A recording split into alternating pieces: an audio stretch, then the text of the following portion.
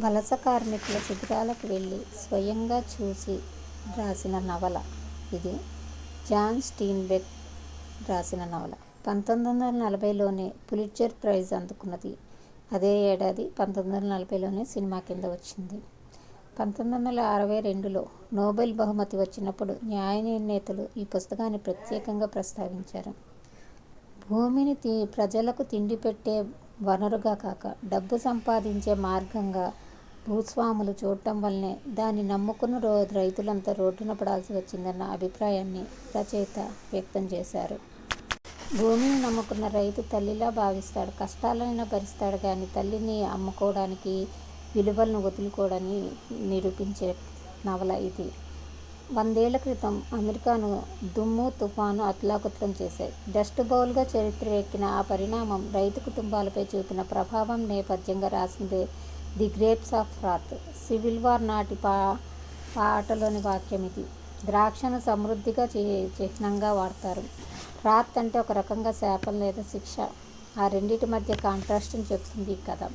ఓక్లహామాకు చెందిన కౌలు రైతు కుటుంబం టామ్ జోడ్ది. పంటలు లేనందున రైతులు ఖాళీ చేసి పొమ్మంటారు భూస్వాములు. తట్టా బుట్టా సర్దుకుని ఉపాధి వెతుక్కుంటూ కాలిఫోర్నియాకి బయలుదేరుతుంది టామ్ కుటుంబం. హైవేపై వందలాది కౌలు రైతులు వీరిలాగే బృందాలుగా వెళుతూ రకరకాల ఇబ్బందులు ఎదుర్కొంటారు. దారిలోని టామ్ తాతయ్య చనిపోతాడు. కాలిఫోర్నియా చేరకముందు నానమ్మ కూడా ప్రాణం విడుస్తుంది. తీరా అక్కడికి చేరేసరికి ఎక్కడ చూసినా వలస కూలీలే.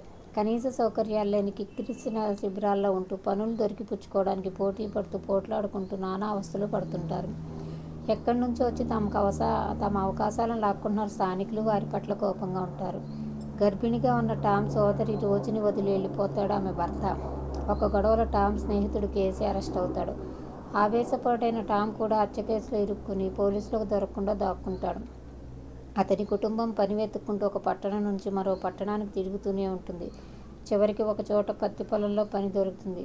పాడుపడిన రైలు పెట్టెలో మరో కుటుంబంతో కలిసి ఉంటారు. పత్తి సీజన్ అయిపోగానే మళ్ళీ సమస్య మొదటికి వస్తుంది. రోజుకు మృత శిశువు పుడుతుంది. ఇంతలో విపరీతమైన వానలు కురిసి వదలొచ్చేసరికి పెట్టే బేడ సర్దుకుని పొలంలో ధాన్యాన్ని నిల్వ చేసే గదిలో తలదాచుకుంటారు. అప్పటికే అక్కడ తండ్రి కొడుకుల ఆకలితో చావు బతుకుల మధ్య ఉంటే బాలింతైన రోజు తన పాలిచ్చి వాళ్ళ ప్రాణాలు నిలపడంతో ఒక నవల ముగుస్తుంది.